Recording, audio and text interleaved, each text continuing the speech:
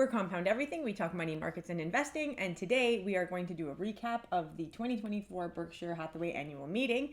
We got back from it late last night, and we are going to go through our experience and our biggest takeaways. Yeah.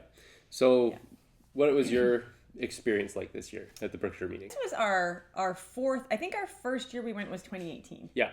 Right? So this was our fourth year going in person. Mm-hmm. And of course we had those COVID years. And then there was 1 year we couldn't go because of a conflict with our children. So this was our fourth year lining up. Yep.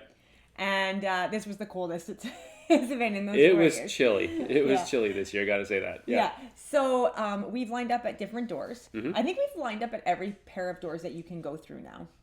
Yeah, I think more or less, eh? So for people who don't know, it takes place at a large arena. It's called the CHI Health Center. And it houses, it's got to house 17, 18, 20,000 people or something. I think it's 17,000 plus or minus. Right, in seating capacity in the arena. So then there's the marketplace where Berkshire basically showcases all their subsidiaries. So BNSF has something there, Dairy Queen, See's Candy's got a huge booth where they sell the candy and things like that. Yeah. So it's quite an experience actually. And as you meander around there, you might see investors and things like that. So it's actually quite an experience. So this year we didn't see any investors that we knew. Previous years we have run into people, or seen people, I should say. Yeah. And actually, See's Candy, I think Warren Buffett said that they sold 6 tons of chocolate. And I always wonder, we went with some friends this year, and I was saying to one of them, I was like, I wonder how much of their top line actually only comes from when you're selling 6 tons of candy, that's got to make a big difference. Yeah. So this year when we got there, we actually hopped into the line. I don't know what was north and south, but it was the furthest doors. It was, if you're looking at the CHI building, it was the furthest doors left from the main, from the center main door. Entrance. That was the worst. So if you guys go, that's probably the worst line we've ever experienced. Yep. So we got there this year at 6 a.m. Previous years we've been there at 4, but we've done the 4 a.m. lineup and just didn't feel we had to do that again. That's right. We weren't that far back in line at 6 a.m. No. And there was something about these doors, it just took them forever to clear the line. And so the next set of doors had a line about equivalent to the length of the line we were in.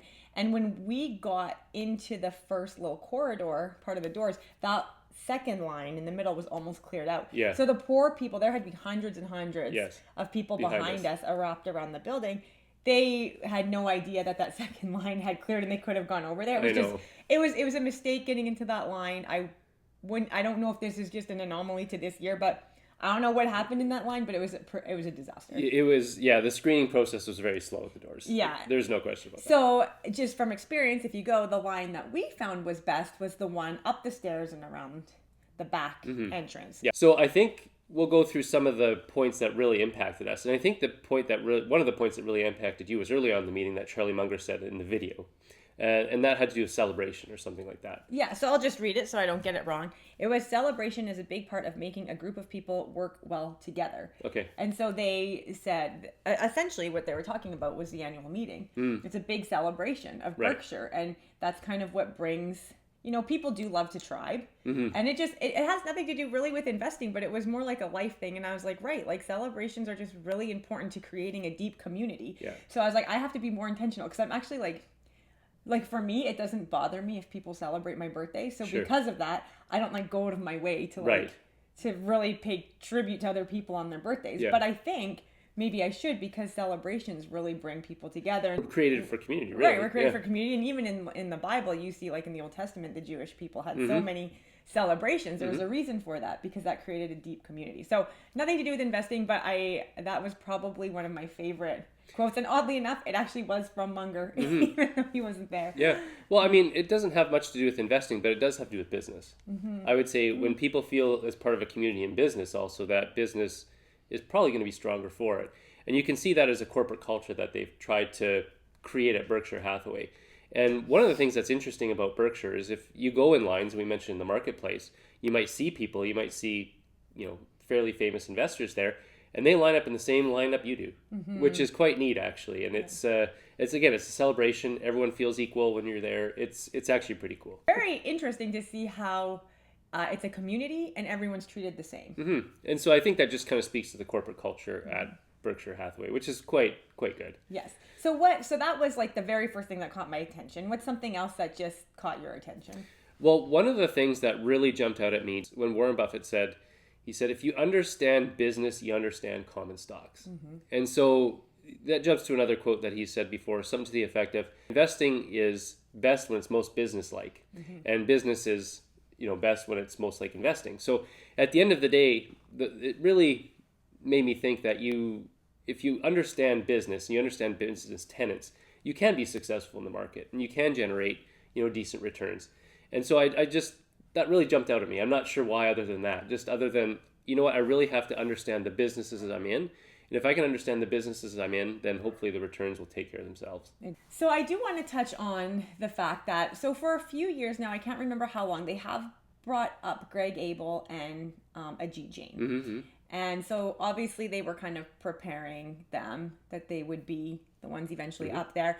It's pretty common knowledge now, I would say. There's a lot of alluding that Greg is going to be taking over Buffett's position when Buffett passes or whatever.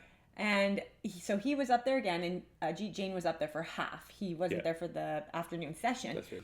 There, they are so intelligent. Yeah. And so well spoken, and they understand their businesses so well. Yeah. Ajit Jain, just straight shooter. He got asked a question, he had the answer like that, and it was a good answer. Yeah. And I really appreciated him just getting to the point. Warren Buffett just went off-roading a lot because he's a talker. And Greg Abel as well was really able to explain companies like rail. I don't really understand rail, or actually energy. Mm-hmm. He was really able to explain the interesting relationship between the public and private in the energy in a way I could understand. Mm-hmm. So that just makes me think, back to your point, he really understands the businesses. Yeah. And if you understand the business, then you can invest.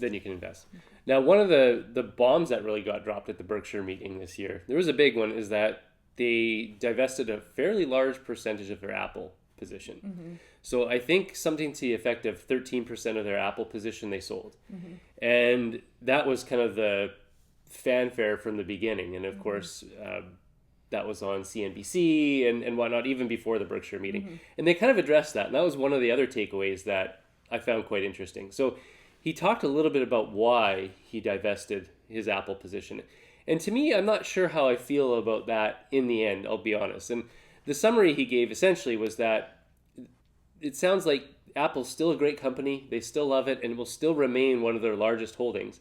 But it sounds like he wanted to get to cash to a point for some reason. And I'm not sure if it was because there's a proposal to increase capital gains taxes in the U.S., or whether or not he sees maybe some roilings in the market that are going to be happening, that he'd like cash parked on the sidelines, or maybe a little column A, a little column B. And that may be the more likely suggestion. Or perhaps it's some underpinnings that maybe Apple doesn't have the same moat he thought it did. I think it's that, because he claims, and we're gonna and that he doesn't watch the macro, so we're gonna have to take that at face value because that's what he says. But I think it's that. I mean, look at Apple's earnings; they weren't great. They weren't spectacular. By every metric, they failed. The only reason why people got excited was because of their buyback. I mean, that is a large buyback. $110 billion. That's pretty big. Relative to market cap, it's maybe not so big. But it's is this even the best time to do buybacks? That's a good question. Your stock's flying at almost all-time highs. Is this really the greatest way you can use your capital? Yeah. And let's be honest, when's the last time, this phone has looked the same for years now. Yeah, Every true. Little improvement is little. It's small. So it doesn't necessarily compel people to go buy a new phone. Right. So I was I know, and here's the thing, Buffett is so diplomatic. He is, very much so. And he is honest, but he only says what he needs to, and he's very careful on not offending people. That's right. Munger wasn't that. Abel and Jain are not probably comfortable enough. I think Ajit Jain will be more Munger-esh in time. Sounds like. But I just think Tim Cook's sitting there. They're probably friends. So he doesn't want to say Apple is not what it used to be. But there was a point in the meeting where he actually gave times you should sell a stock. Mm-hmm. And the third point was when the consumer habits change. Mm-hmm. Yes. And then he divested 13% of Apple. And it makes sense that it would be on consumer habits changing. And you said even in your practice, when people come in, you've noticed a much larger amount of people using Android. Yes. And I think at the end of the day, maybe it's what was said, but also what was not said. Yeah. In that respect. So yeah, it has to do with taxes. Yeah, maybe it has to do with wanting cash because of the macro environment. And yeah, also maybe he's not as confident that that ecosystem is as sticky as it once was. He's a big proponent of moats, and maybe he sees the moat kind of eroding a little bit.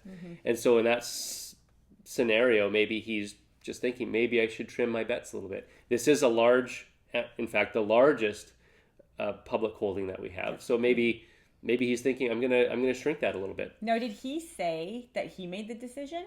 Or was this a Berkshire? Because you keep saying he, but did he take responsibility? Because he did not on that one. Right, so it might not be Buffett. It might not be Buffett. It may be one of the other guys. He did take, having said that, full responsibility of the Paramount decision. That's why I asked that. That's another issue altogether. He took full responsibility for certain decisions. Right. Everything is a Berkshire Hathaway decision, but probably different guys at times have different pull and different opinions and pull the trigger.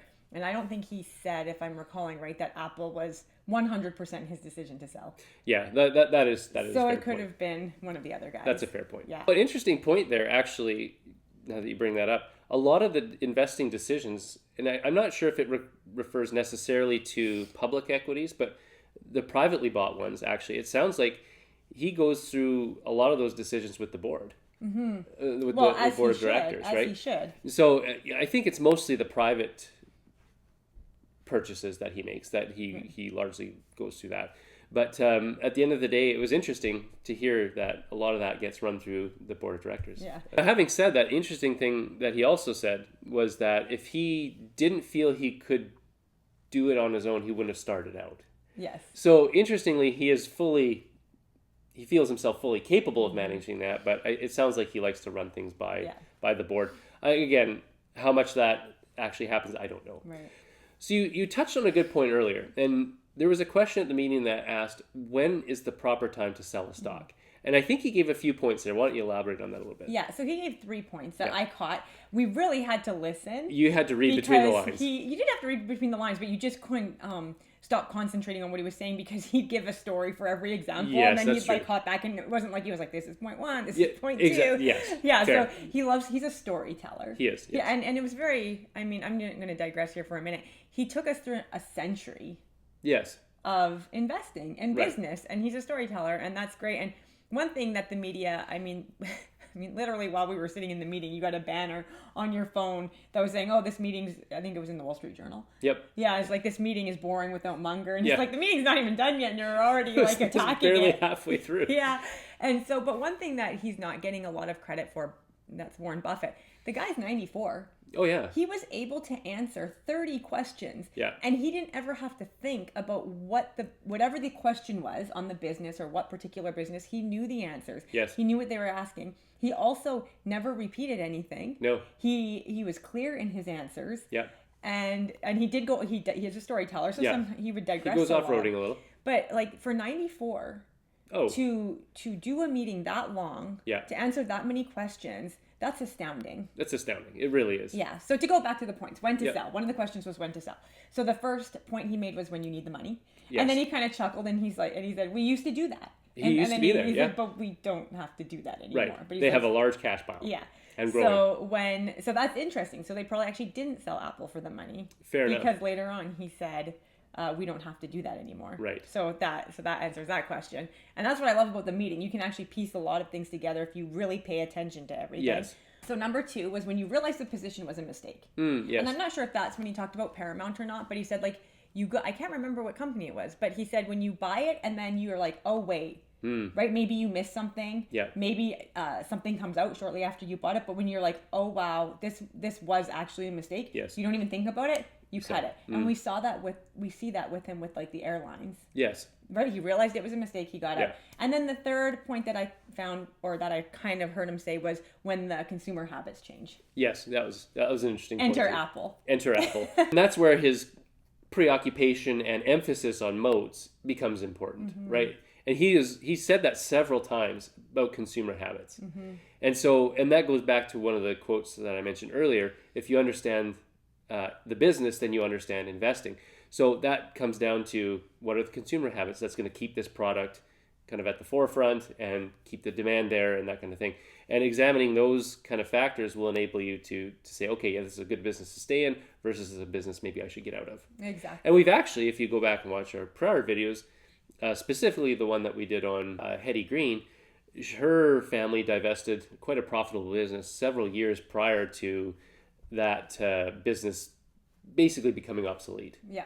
So the two overarching themes, one was bigger, one was lesser, one was greater, that I heard him talk about was capital allocation. Mm-hmm. Capital allocation, how does Berkshire allocate capital? We want to allocate capital so that we get a good return. And at one point they said, like, yeah, we're going to work with the public sector and energy. Mm-hmm. But if we don't get a return on that, we're out. Yes. So that was interesting. Yeah. And then they also talked about capital allocation of CEOs and the businesses they're in. They mm-hmm. must be good capital allocators. So that kept coming up over and over. Yep. And the other one that was greater was the opportunity cost and how everything needs to be pegged to the opportunity cost.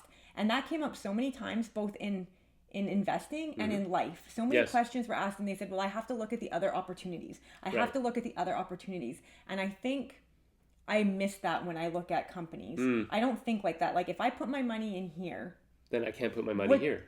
Right. What is the opportunity cost that is? And then life. Yes. And one of the examples that we often talk about is if I choose to get a long education, like a PhD education or the amount of school you went to, what is my opportunity cost by the time I start work? That's right. So everything you do has to be pegged back to like, what is the opportunity cost? And I really appreciated that overall arching theme. Yeah, like you said, it applies in business and investing and also life. So if you're allocating your limited amount of time to one thing, you can't allocate it to another. Mm-hmm. And same thing with money. That. Yeah. He said I think someone said, what would you do with Charlie Munger or something or about time? And he said, and also how do I have dinner with you? And he said, well, I'm going to be honest, if I'm wanting to use my time wisely, I'm not having dinner with you. And he's like, you're probably a nice guy, but he's like, you're not like one of my people. You're not on the top of my priority list. Exactly. That's right. So that was. But he was at least being truthful and candid. Yeah. So go ahead with any more takeaways that you had. So I've got a few other takeaways. One of the takeaways that I thought was quite interesting was he was asked about investment in various areas. He was asked about investment in China. He was asked about investment in India. Basically, his response to those questions was, I understand, I think his quote was, I'm aware of what goes on in most markets. But he also said, and this was a different point in time, he said, I understand the U.S. rules, cultures, and consumerism better in the USA than elsewhere. Mm-hmm. And so I guess that was his polite way of saying that I'm going to continue to invest in the U.S. He loves America. He loves America. Now, he did mention that he is invested in Japanese stocks, which he thought was undervalued. And he took that position a few years ago. Mm-hmm. And he did comment briefly on that. But I think that was his polite way of saying, you know what, I understand the USA better. Mm-hmm. Which is actually interesting because if you compare his investing style to that of someone like John Templeton. Mm-hmm. We actually listened to a podcast on the way home that described the investing style of John Templeton. One of the ways that he generated significant returns was actually going outside of the USA when that market was kind of overvalued. Mm-hmm. I think he actually also went into the Japanese market, if I'm not mistaken. And they said at that time no one wanted to touch that because there was a lot of hostility there. That's right. The World War II and a lot of stigma, and no one wanted to touch those. And that worked out very, very well for him. And interestingly enough, the podcast person that we were listening to, Lauren Templeton, she was being interviewed, she was asked, where do you see the most opportunity right now? Basically, she said China, that she thought there was significant value to be had there, and she said they've got a small position there. Mm-hmm. But the interesting thing that took home for me is you have two very well-respected investors, Warren Buffett, John Templeton, and even Lauren Templeton, who've got kind of different styles and takes on whether they should be investing internationally or not, and whether you should be, looking at that risk that you kind of know in the U.S. when you know culture, you know consumerism, you know all that.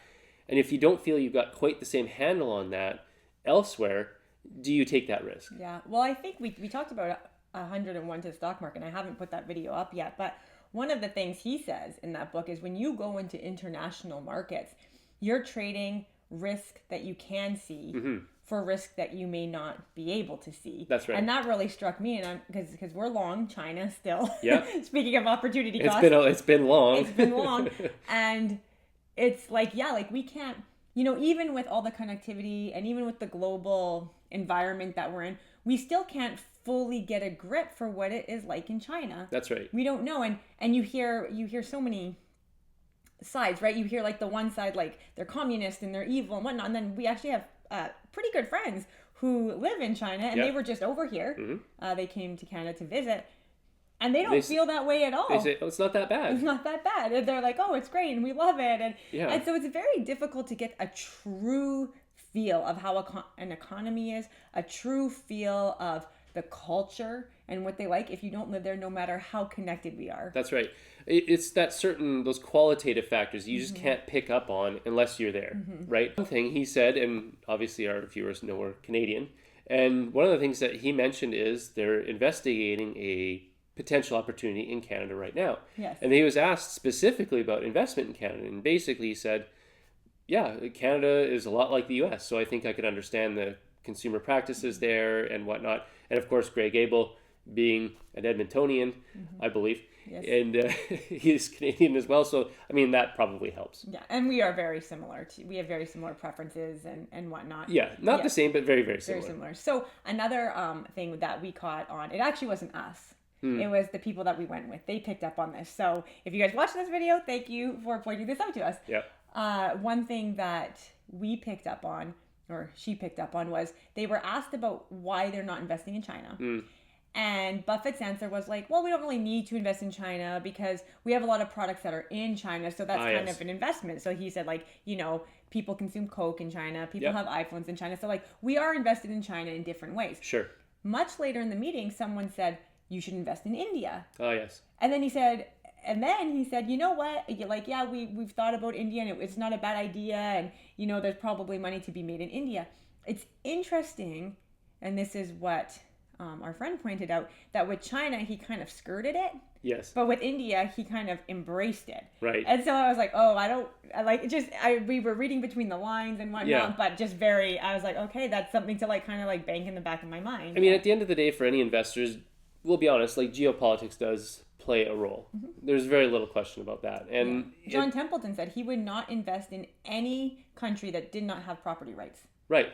He said that probably makes some sense. And maybe that's where Buffett's coming from in that respect. Because in China, what do you really own, right? Yeah. And I mean, we all know Charlie Munger is quoted as saying Baba is his biggest mistake, which is just makes me sad every time I think of that, because that was his last big investment. That's true, actually. And you kind of go out with a pop, you know, right? Exactly. So there was a question that was posed to Ajit Jain, and Buffett, of course, about Geico. And the question had to do with, why is Progressive beating out Geico? Still. And it had to do a lot with the idea of, I guess, using technology and things like that to reduce premiums and that kind of thing. And the answer was that Ajit Jain gave is, he said, basically insurance is about matching rate to risk. And insurance is the business basically of understanding and evaluating and pricing risk. And so that made me think a little bit about the insurance business and whatnot. And, personally, it actually gave me the idea of, options and stuff like that, and how, maybe that could be applied also to your investing and, maybe finding mispricings in the market and matching rate to risk. So I just thought it was an interesting point that not only is that in insurance, but that's also the approach we should often take in investing. And it got me also to the point of, is there things like options mispricing we can start getting into and things like that. So it was just a bit of a side point anyway. It really kind of made the light bulb go off in my mind. Ajit was one of my favorite on the panels this year. He was great. Yeah, he really was. Yeah, I really loved how much of a straight shooter he was. Oh, he was fantastic. How honest he was. Yeah. He didn't skirt questions. No. He said it straight as, if they asked it, he answered it. And I really appreciated that. I'm looking forward to seeing him up there more often. Well, and the fact that he was candid and say, Progressive is beating us in that way. He didn't try and sugarcoat it. Nope. He said, it's going to take us a few years to catch up. We think we can do it. Yeah. And so, I thought he was very candid in that way. Yeah. So maybe I'll do a last takeaway that I had and share it with our viewers. So Buffett talked about rails. And he said, years and years and years ago, because he's lived so long, there were hundreds of rail companies. Yes. Now there's a handful of Class 1 rails. Yeah. That's what Greg Abel said. Yeah. And I zoned in on that when Buffett was saying how there used to be hundreds of rails, because I thought, right, at some point, rail was a tech. It was, yeah. Rail was part of the tech sector. Yeah. Right now we think of rails as like these blue chip, dividend paying, well mature companies. No one's really making any new class 1 railroads. No, and you can't. And he talked about that, saying like you couldn't do that. The bureaucracy is just too much, which is another conversation. Yeah. But so I thought, okay, today with new tech, you have to be very careful that you invest in the companies that are going to last in new tech. Right. Because I'm sure, and we learned this studying other investors from days past, they lost a lot of money on rail. Yeah. And I thought, tech always burns people, because rail was a great technology. Oh, absolutely. It was going to be here forever. Yeah. Or for a long time. It's still here today. Oh, no question. It's still one of the main 100 years later. Yeah. We transport a lot of stuff with it. Yeah. And so it was a good technology. People knew it was a good technology. Yeah. People knew it was a lasting technology. That's right. People knew that there was not really anything going to come in and like take that out. Mm-hmm. But the problem is you needed to pick the right companies, and that's hard. That is difficult. Yeah. Even in a business or in a industry that has significant tailwinds, and companies that are in that business, they don't all make it. Yeah. And so what the tech companies were, they're no longer considered tech anymore. They're not in the tech sectors, right? But we do have new tech companies, and we see that lots of tech companies come and lots of tech companies go, and you have to be very careful. They get bid up in price. Yeah. And now keep in mind as well, at one point there was a rail bubble. So, I mean, at the end of the day, a lot of these things will come and go. These, like you alluded to, these tech stocks will come. And eventually that rail bubble crashed. And I think Hetty Green, as I'm going to refer to our previous video, she made a lot of money buying up those railway stocks on the cheap when that happened. And I thought of her when Buffett was talking, because I was like, oh, we literally just studied this, how rail was, the multiples got pushed, the prices got pushed, and they were, a booming new industry, and a lot of investors got burned. So I think one of the things that we can take home from that as investors is be patient. Things happen. You may be able to get into a great business in a growing industry, but you may be able to get it at a good price, right? Which makes all the difference. Yeah. So do you have any last points that you want to share? So one last point that I have that always resonated with me, because I remember him saying this vividly, and he's talked about this in the past, and I think he's alluded to it a couple times. Basically, he said something to the effect that if he had $1 million or less, that he could generate 50% returns, and basically says, no, I know I could. I guarantee it. I think is basically the quote. And so someone called him out on that again this year. And that's been a popular question in years past.